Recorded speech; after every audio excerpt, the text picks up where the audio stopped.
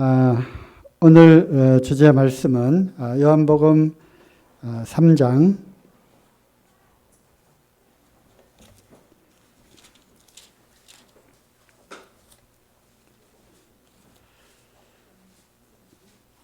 14절부터 보겠습니다. 모세가 광야에서 뱀을 든 것 같이 인자도 들려야 하리니 이는 저를 믿는 자마다 영생을 얻게 하려 하심이니라. 하나님이 세상을 이처럼 사랑하사 독생자를 주셨으니 이는 저를 믿는 자마다 멸망치 않고 영생을 얻게 하려 하심이니라. 하나님이 그 아들을 세상에 보내신 것은 세상을 심판하려 하심이 아니요 저로 말미암아 세상이 구원을 받게 하려 하심이라. 저를 믿는 자는 심판을 받지 아니하는 것이요 믿지 아니하는 자는 하나님의 독생자의 이름을 믿지 아니하므로 벌써 심판을 받은 것이니라. 네, 거기까지만 읽도록 하겠습니다. 이제 다음 주일부터 한 주간 동안 예레미야 전도 주간을로 정해놓고 이제 기도하고 있습니다. 그동안에 전도하기를 원했던 분들, 또 코로나로 인해서 교회에 나오기를 주저했던 분들, 다시 한번 기도 가운데 용기를 내시고요. 주님 의지하시는 가운데 이렇게 초청하시고, 특별히 이제 다음 주일에는 우리 이은총 형제님 또 이렇게 간증과 말씀을 또 전하게 되고요. 또 그 다음 주일에는 우리 김영규 형제님 또 복음과 또 간증 말씀을 또 전하시게 됩니다. 그 사이에 주중의 시간에는 언제라도 시간이 가능합니다. 그러니까 원하는 장소와 시간을 잘 조율하셔서 개인 교제를 하실 수 있도록 해주시고요. 또 여의치 않으면 교회로 초청을 하시면 되겠습니다. 오늘도 그와 관련된 이 복음 말씀과 함께 하나님의 사랑에 대해서 다시 한번 생각해보는 그런 시간이 되기를 바랍니다. 자, 오늘 읽은 말씀은 3장 1절부터 나오는 니고데모라고 하는 유대인 그 랍비, 유대인의 그 선생 중에 한 명이 찾아와서 예수님께 대화하는 그러한 장면입니다. 그리고 아시는 대로 사람이 거듭나지 아니하면 하나님 나라를 볼 수 없다라고 하는 놀라운 말씀에 이어서 어떻게 그런 일이 있을 수 있겠습니까? 라는 질문에 대한 예수님의 답변이 계속 되고 있는 그런 상황입니다. 다시 보죠. 14절 모세가 광야에서 뱀을 든 것처럼 인자도 들려야 한다. 이 말을 들은 니고데모는 엄마 뱃속에 들어갔다 다시 나와야 되겠습니까? 라고 의아하게 생각했던 것 못지않게 이 무슨 생뚱맞은 그러한 이야기인가 생각을 했을 것입니다. 하지만 이미 구약을 통해서 그 그림자인 예수 그리스도의 그런 모습을 알고 또 실제로 예수님이 그리스도이시자 하나님의 보내신 그 아들이심을 우리가 믿고 또 이제 그로부터 또 2000년의 세월이 흘러서 또 주님의 그 말씀대로 교회를 이루어가는 성령의 역사를 따라서 또 우리가 그리스도께로 인도되어지고 또 복음을 믿고 하나님의 자녀가 되어서 이제 과거를 거슬러 돌아보니 우리 주님께서 니고데모에게 하신 이 말씀의 그 뜻이 무엇인지 이제는 우리가 알게 되었다고 하는 것이죠. 자, 이 장면은요, 잘 아시겠지만 오늘은 좀 상세하게 한번 찾아보도록 하겠습니다. 모세가 광야에서 뱀을 들었다라고 하는 이 사건은 바로 민수기 21장에 나오는 말씀입니다. 자, 여기다가 이렇게 표를 해 놓으시고요. 민수기 21장으로 가보도록 하겠습니다.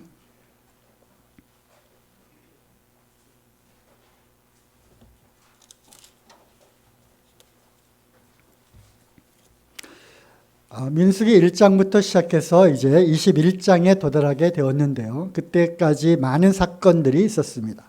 즉 이스라엘 백성들이 놀랍게 하나님의 능력으로 출애굽한 사건이 있었고요.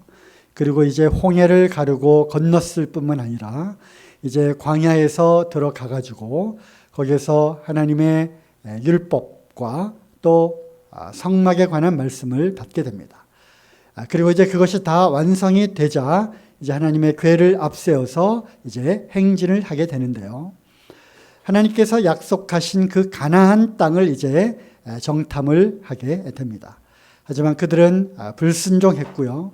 또 믿음이 없어서 이제 하나님의 그 불순종에 대한 대가를 받게 되죠.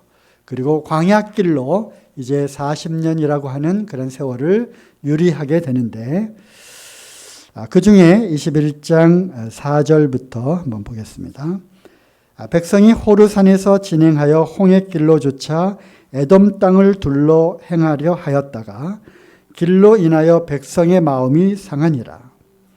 백성이 하나님과 모세를 향하여 원망하되 어찌하여 우리를 애굽에서 인도하여 올려서 이 광야에서 죽게 하는고 이곳에는 식물도 없고 물도 없도다.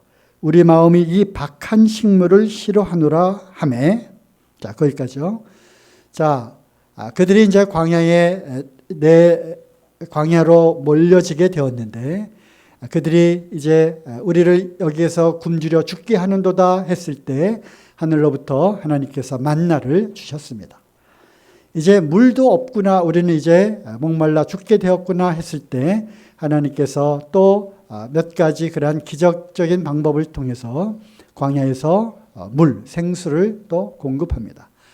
자그만치 수백만 명 되는 이스라엘 백성들이 먹고 마실 수 있는 것들을 공급을 했다는 것이죠. 그리고 여전히 구름기둥과 불기둥으로 하나님께서 장막을 칠 곳을 앞서 행진했던, 즉 하나님의 임재 가운데에서 있었던 그들이었습니다. 그럼에도 불구하고 그들이 이제 며칠이면 갈 수 있었던 그 가나안 땅을 그들이 거절한 대가로 이제 광야의 그 산으로 또 아주 험한 그러한 길로 행진을 하게 되는데, 그러면서 그들이 불평을 하게 됩니다. 아주 큰 불평을 하죠. 그리고 매일매일 하나님이 공급했던 이 만나에 대해서도 그들은 아주 혹평을 합니다.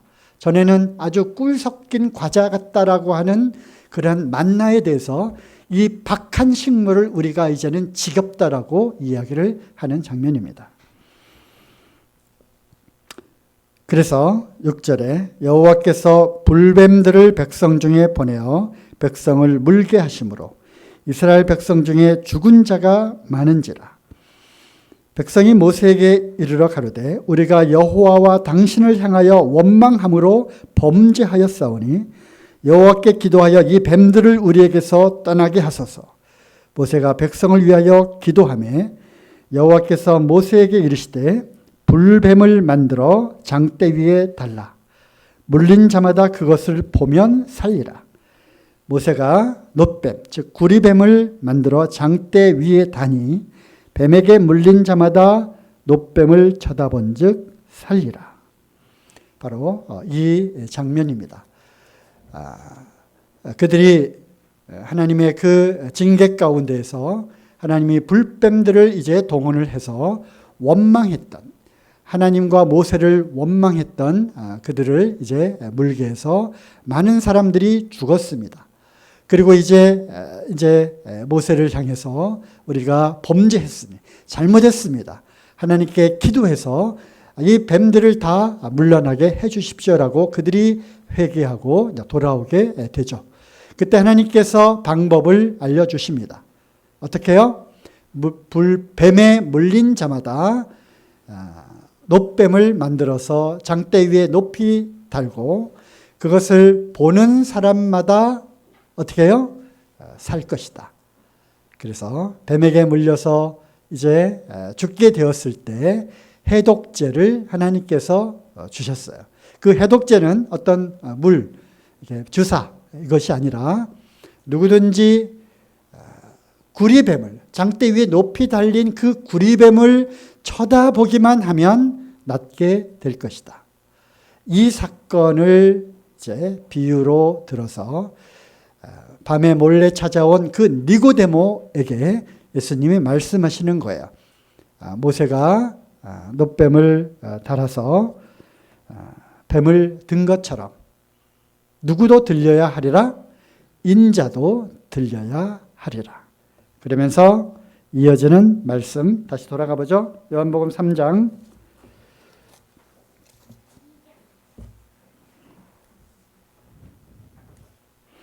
14절, 모세가 광야에서 뱀을 든 것 같이 동일한 상황입니다. 불뱀에 물린 자마다 그 놋뱀을 쳐다보기만 하면 그 뱀의 독에 물려서 죽음에서 이제 구원을 받을 것이다라는 거죠. 그것처럼 인자도 들려야 하리라. 당시 니고데모는 이 인자가 누구를 말하는지도 이해하지 못했고요. 또 그가 들려야 한다고 하는 것도 이해하지를 못했습니다. 그럼에도 불구하고 예수님이 말씀을 계속 이어갑니다. 물론 나중에 제자들을 포함해서 그들은 이제 예수님께서 이 장면은 뭐죠? 십자가에 높이 달리셔서 죽을 수밖에 없었던 그 죽음 가운데로 십자가에 달려야만 했던 우리 예수님을 의미하는 것이었구나라는 것을 나중에야 알게 되었던 것이죠. 이는 저를 믿는 자마다 영생을 얻게 하려 하심이라. 그래서 쳐다보기만 하면 나았던 것처럼 이제는 누구든지 높이 들린 인자를 믿기만 하면 영원한 생명을 얻을 수 있다. 그리고 유명한 말씀이 이어지죠. 하나님이 세상을 이처럼 사랑하사 독생자를 주셨는데 이는 누구든지 장대 위에 높이 달린 그 인자를 바라보기만 하면, 그분을 믿기만 하면 무엇을 하거나 어떤 행위가 아니라 그분을 바라보고 그분을 믿기만 하면 멸망치 않고 영원한 생명을 얻게 하려 하신 것이다. 니고데모야, 너는 이것을 깨달았느냐라고 말씀을 하시는 거죠.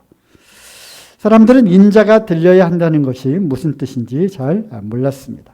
자, 요한복음 12장 32절로 한번 가시죠. 그리고 이제 다른 복음서에서도 예수님은 인자가 들려야 한다고 하는 그러한 이야기를 계속 반복해서 하셨어요. 같이 따라다니던 제자들도 이 말이 도대체 무슨 말인지를 알지를 못했어요.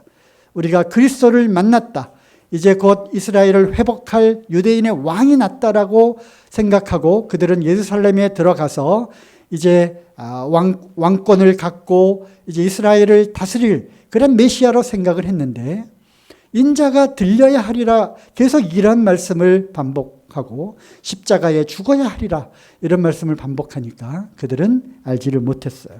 자, 인자가 들려야 하리라고 하는 그러한 여러 말씀들 중에 한 군데를 한번 찾아서 보겠습니다. 12장 31절, 이제 이 세상의 심판이 이르렀으니 이 세상 임금이 쫓겨나리라. 이 세상 임금은 다른 성경에는 세상 신이라고 되어 있고요.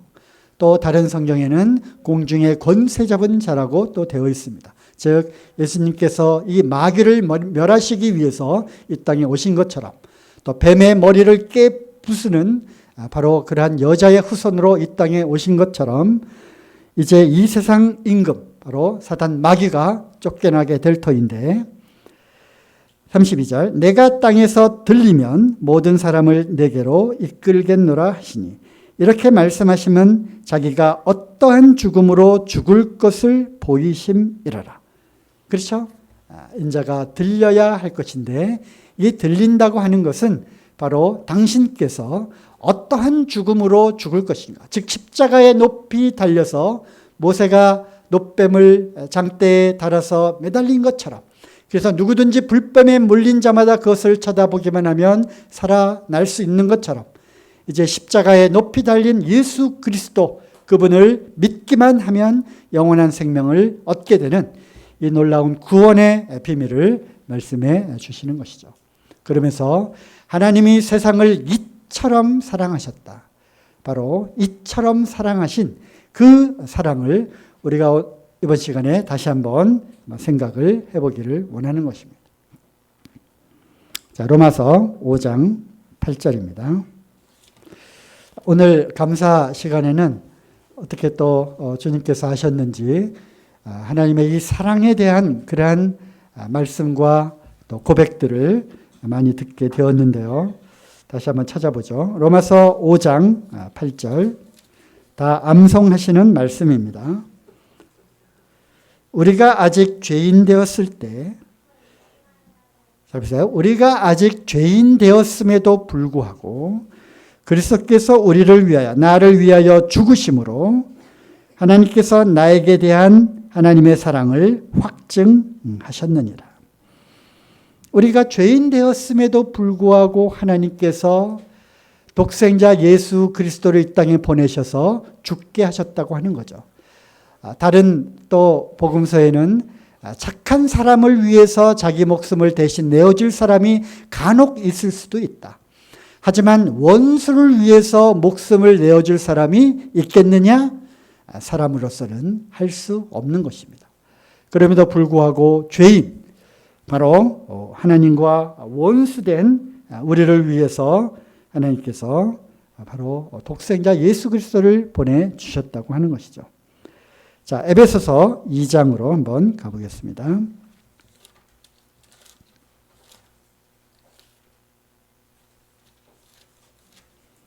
우리 학생들 그 성경책에다가 이렇게 줄치고 계시죠? 1년만 지나면 이제 성경책이 울긋불긋 해질 겁니다. 자, 에베소서 2장 3절부터요. 전에는 우리도 다 그 가운데서 우리 육체의 욕심을 따라 지내며 육체와 마음에 원하는 것을 하여, 즉 내 멋대로 살았다는 것입니다. 그래서 세상의 그 풍조를 따라서 먹고 마시고 즐기고 쾌락 가운데 있었던, 내 마음대로 임의로 살았던 그런 자였는데, 그래서 다른 이들과 같이 본질상 무엇이었다고요? 진노의 자녀였다는 것입니다. 진노의 자녀, 하나님의 진노를 받아 마땅할 그런 자녀였다고 하는 것입니다. 옛날에 이런 소설 제목이 있었어요. 어둠의 자식들, 뭐 이런 게 있었죠. 하나님의 이 저주를 받을 수밖에 없는 그러한 자식들로, 마귀의 자식들로 살아가고 있었다는 것이죠. 요한복음 8장에 보면 분명히 그렇게 언급하고 있어요. 너희는 너의 아비 마귀에게서 났다. 그러므로 너희 입에는 온갖 거짓말이 가득하구나 하는 그런 책망을, 율법을 잘 지킨다고 하는 유대인들을 향해서 예수님이 아주 날카롭게 쏘아붙이는 그런 장면이 나옵니다. 그렇습니다. 우리는 본질상 진노의 자녀였습니다. 하나님 보시기에 우리가 죄를 짓고 이 땅에 살고 있는 이 모습을 어떻게 하나님이 보셨을까요? 하나님의 입장에서는 거룩하고 의로우신 빛 가운데 계신 그 하나님께서 이 땅에 죄 가운데 죄를 먹고 마시며 그 가운데 살고 있었던 이 인생들을 바라보게 될 때 어떠한 느낌으로 바라보았을까요?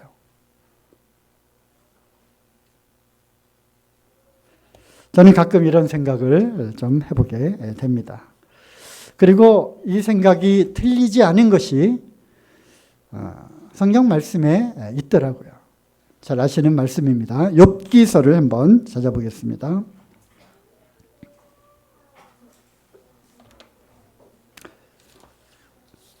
욥기 25장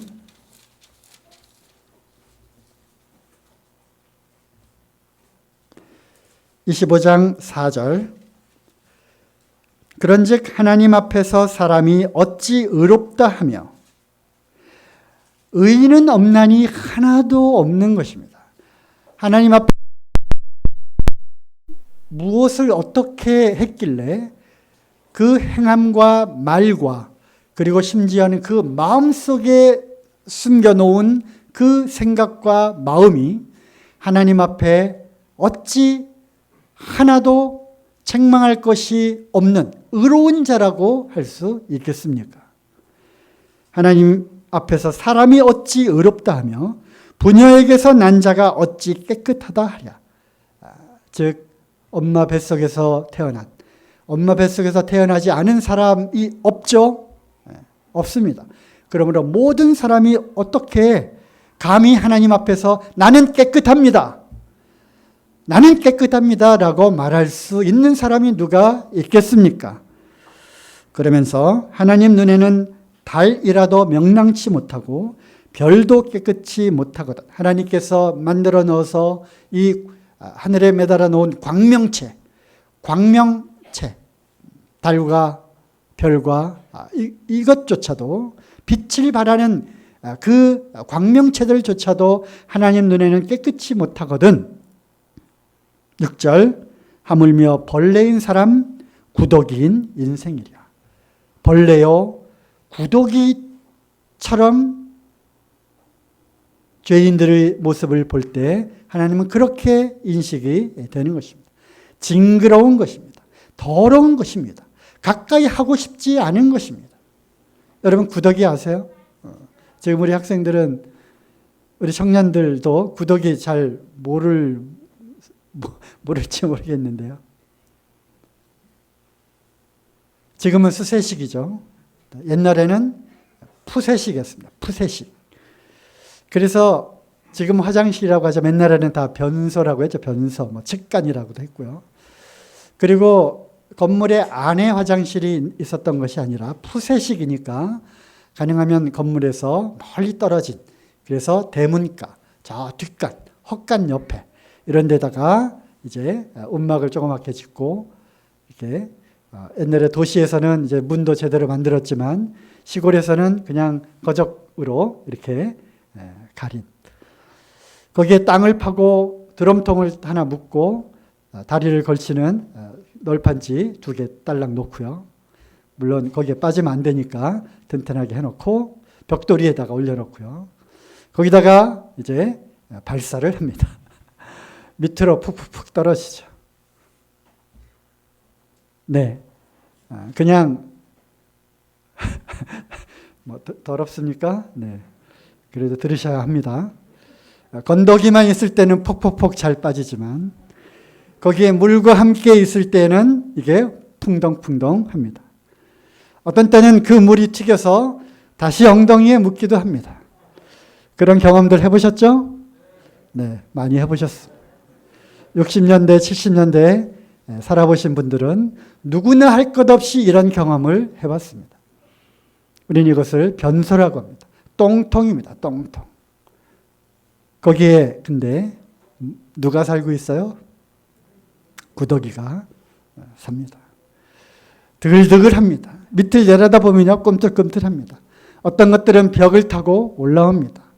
그리고 무사히 등산에 성공한 구더기들은 바로 발밑에까지도 이렇게 기어다닙니다. 그래서 가끔 가다가 흰색 살충제인가요? 뿌리기도 하고요. 하나님이 인생들을 보게 될 때 벌레요 구더기 같은 그러한 인생으로 보신다고 하는 것입니다. 징그럽습니까? 더럽습니까? 우리가 마치 그러한 구더기와도 같은 인생을 살았다고 하는 것입니다. 그런데요, 내가 이런 이 죄악된 세상 가운데에서 벌레요 구더기와 같은 그런 인생을 살고 있었던 나에게 예수님이 찾아오셨어요. 아버지께서 아들을 보내셨어요. 하나님이 세상을 이처럼 사랑하셔서 그 똥통 가운데 빠져 있어서 허우적거리는 구더기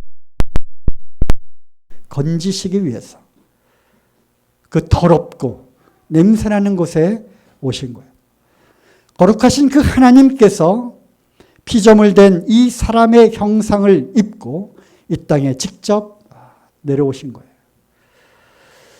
저는 제가 가끔 이러한 장면들을 네, 가끔 생각을 합니다. 그런데요, 그 똥통에 귀중품이 빠집니다. 우리는 가끔 수세식 그 변기에서도 뒷주머니에 있는 지갑도 한두 번 빠진 적도 있고 핸드폰도 빠진 적도 있고 그렇잖아요.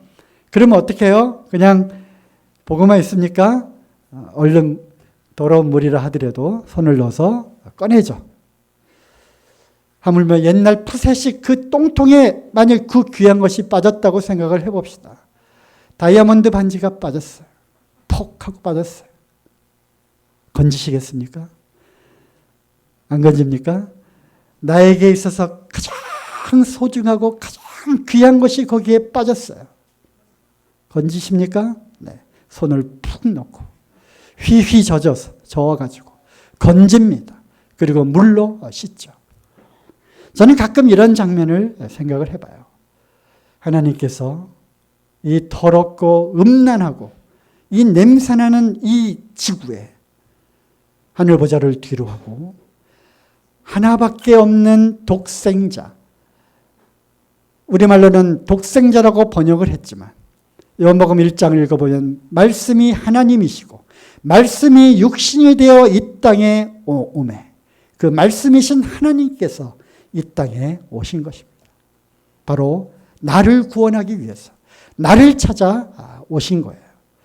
요한복음을 쭉 읽다 보면 그러한 예수님이 많은 사람들에게 찾아오셨고 또 많은 사람들이 예수님 앞에 나오기도 했는데 거기에 나오는 그 사람이 바로 나라고 대입을 해서 생각을 해보시기 바랍니다.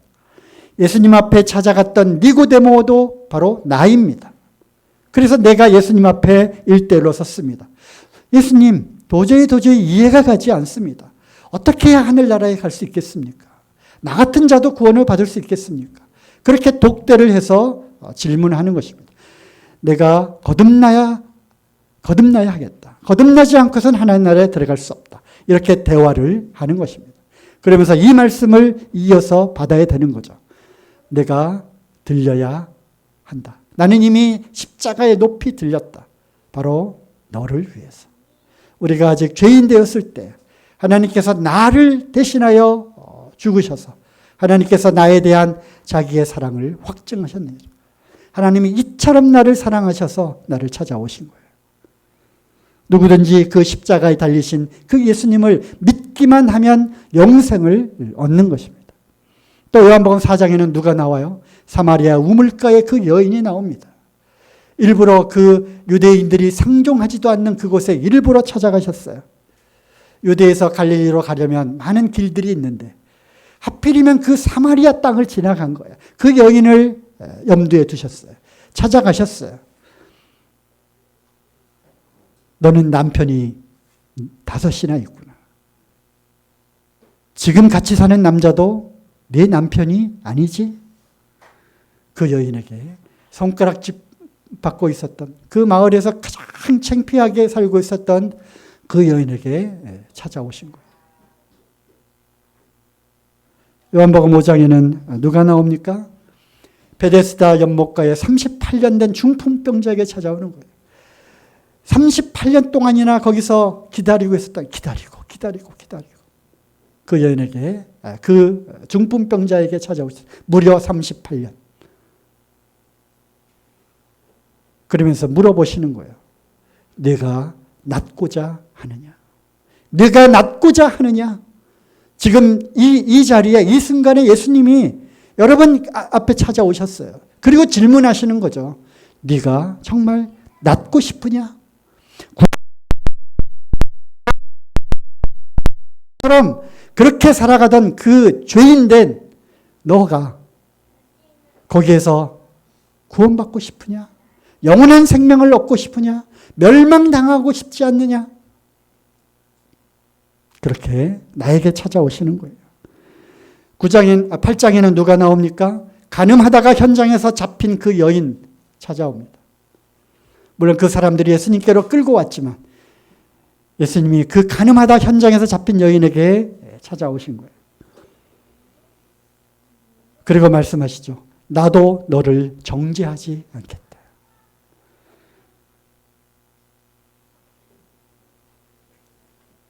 9장 10장에는 죽은 나사로에게 찾아갑니다. 장사한 지 나흘이 되어 이제 썩은 냄새가 납니다. 그 이제 어둠컴컴한 그 어둠의 동굴 속에서, 어둠의 그 무덤 속에서 묻혀 있었던 나사로에게 나옵니다. 예수님의 이 말씀이 죽은 나사로를 살리는 거예요. 요한복음 5장 나중에 한번 찾아보세요. 죽은 자들이 하나님의 아들의 음성을 들을 때가 오나니 이때라. 듣는 자는 살아나는 거예요. 죽음 가운데에서. 나사로야 나오너라 말씀처럼. 그래서 하나님의 이 살리는 이 말씀을 들어야 하는 것이고, 이제 같이 이 무더기로 묻어서 가는 것이 아니라 1대1로 하나님 앞에 서는 것입니다. 이제 모든 가면을 벗어야 합니다. 나아만 장군 이야기가 나옵니다. 열왕기하 5장 1절인데요. 누가복음 4장을 한번 가보겠습니다. 누가복음 4장.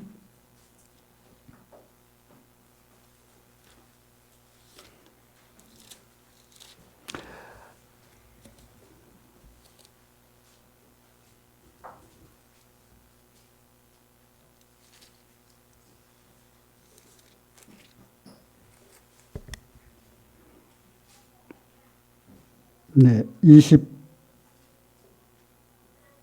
25절, 26절. 예수님이 또 직접 말씀하십니다. 내가 참으로 너에게 이르노니 엘리야 시대에 하늘이 새해 6달, 3년 반을 닫히어 온 땅에 큰 흉년이 들었을 때 이스라엘에 많은 과부가 있었을 때 엘리야가 그중 한 사람에게도 보내심을 받지 않고 오직 시돈 땅에 있는 사렙다의 한 과부에게 뿐이었으며 사렙다 과부 그 한 사람을 딱 집어서 찾아갔습니다. 엘리야가. 또 27절, 또 선지자 이번에는 엘리사 때 이스라엘에 많은 문둥이가 있었을 때 그 중에 한 사람도 깨끗함을 얻지 못하고 오직 수리아 사람, 아람의 장군 나아만 뿐이니라. 그래서 이것은 열왕기하 5장을 찾아서 읽어보시면 나아만 장군이 군대 장관이었어요. 투구를 쓰고 갑옷을 입고 겉으로는 아주 번쩍번쩍거리는 그런 용맹한 장수였지만 그 갑옷을 벗으니까 그 안에는 뭐가 있었어요? 머리끝부터 발끝까지 썩어 문드러져서 냄새나는 문둥병자였어요. 가서 요단강에 가서 이제 씻으라. 거기에 몸을 담그라. 그러면 나을 것이다. 바로 많은 그런 문둥병자가 있었지만 하나님은 엘리사를 통해서 바로 그 나아만에게 찾아오신 거예요. 이제 동일하게 예수님이 우리에게 찾아오셨습니다. 의인, 회개할 것이 없는 의인 99명이 아니라 회개한 죄인 1명을 찾아오신 거예요. 누가복음 15장에 나오잖아요. 이른 양 1마리를 찾아서 오셨습니다. 10개의 그 귀한 동전, 10개의 드라크마가 있었는데 1개가 떼구르르 굴러가지고 어디로? 마룻바닥 속으로 쏙 들어갔어요. 그러면 밤새도록 찾지 아니하느냐? 찾은 즉 그것을 기뻐하고 친구들을 불러다가 잔치하지 않느냐? 집을 나간 탕자 비유가 또 나오잖아요. 예수님이 우리에게 찾아오셨습니다. 이 구더기 같은 이 인생 가운데 찾아오셨습니다. 기회를 주셨습니다. 이것을 거절하면 하나님의 사랑을 거절하는 것입니다. 복음은 간단한 겁니다. 복음은 예수님 믿고 구원받는 것, 그렇게 생각할 수 있지만 다른 차원에서 다른 각도에서 생각하면 복음은 예수 그리스도를 통한 하나님의 사랑을 깨닫는 것입니다. 그렇죠? 예수 그리스도를 통한 하나님의 사랑을 깨닫는 것입니다. 그것을 아는 것입니다. 그것을 믿는 것입니다. 그것을 감동해서, 그것을 감격해서 받아들이는 것입니다. 예수를 보지 못하였으나 너희들이 믿고 말할 수 없는 즐거움으로 기뻐하는도다. 베드로가 말했어요. 보지 못했지만 듣고 믿는 것입니다. 나를 이렇게 사랑했구나. 본래 하나님을 본 사람이 없지만 예수님 안에 있는 그 하나님이 내가 너희를 이토록 사랑한다라고 하는 그 사랑의 그 본수, 사랑의 그 본질을 십자가에 대신 죽어주심으로 확증해 보이신 것입니다.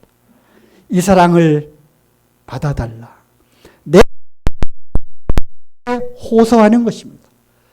이것이 바로 지금이 은혜를 받을 만한 때요. 지금이 구원의 날인 것입니다. 이것을 거절하면 하나님의 사랑을 거절한 대가는 기회가 있었음에도 불구하고 예수님이 찾아와서 똑똑똑 문을 두드리고 나를 제발 믿어달라. 너를 향한 나의 사랑을 제발 좀 알아달라. 그렇게 간절히 호소하고 외쳤음에도 불구하고 나요 그 하나님의 사랑 싫어요. 그 거절한 대가는 처절할 것입니다. 그것은 그냥 멸망, 지옥. 우리는 그렇게 말할 수 있지만 실제로는 그것은 처참한 것입니다. 처절한 것입니다. 그것은 정말 극한 고통이 영원토록 떠나지 않는 형벌을 받는 것입니다. 하나님의 사랑을 하나님이 내 아들 독생자 예수 그리스도를 통해서 정말 죄인인 구더기 같은 너를 십자가에서 피 흘려서 내 생명을 들여서 너를 구원하지 않았느냐. 너를 깨끗하게 씻기지 않았느냐. 그런 내 사랑을 받아다오. 인정.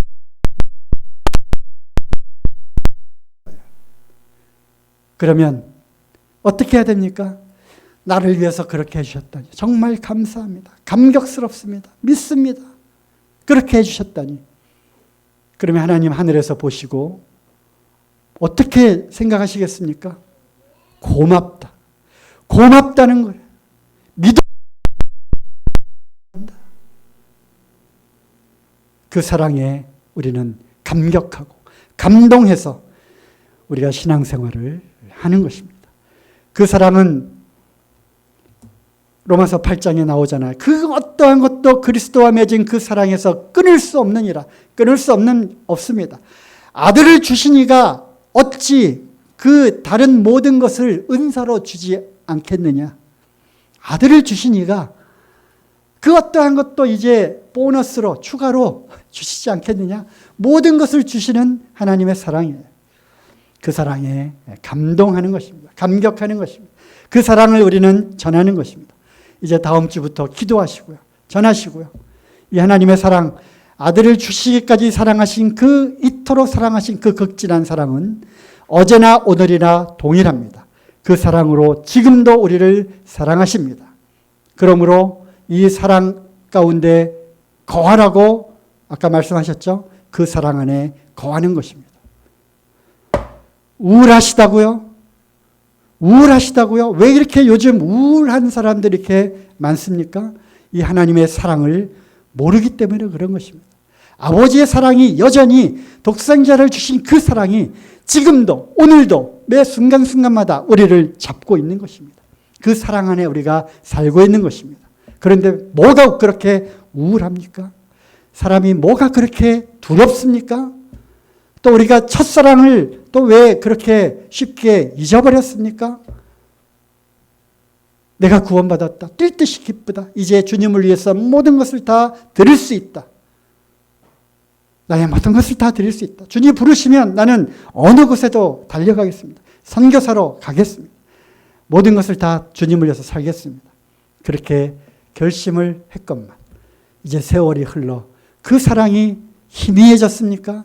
그 아버지의 사랑이 의심이 가십니까? 여전히 아직도 하나님의 사랑은 어제나 오늘이나 동일하십니다. 그 독생자를 주신 그 사랑이 오늘도 우리를 붙잡고 있는 것입니다.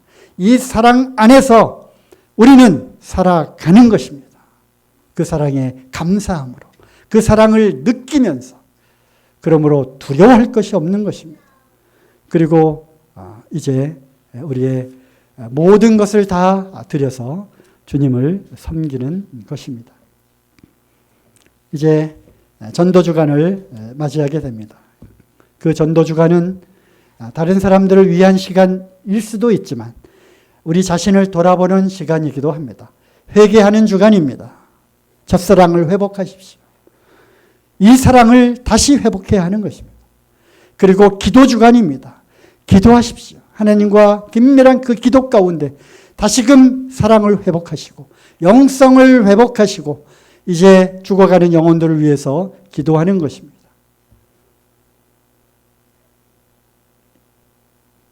네, 딱 여기까지 마치도록 하겠습니다. 감사합니다.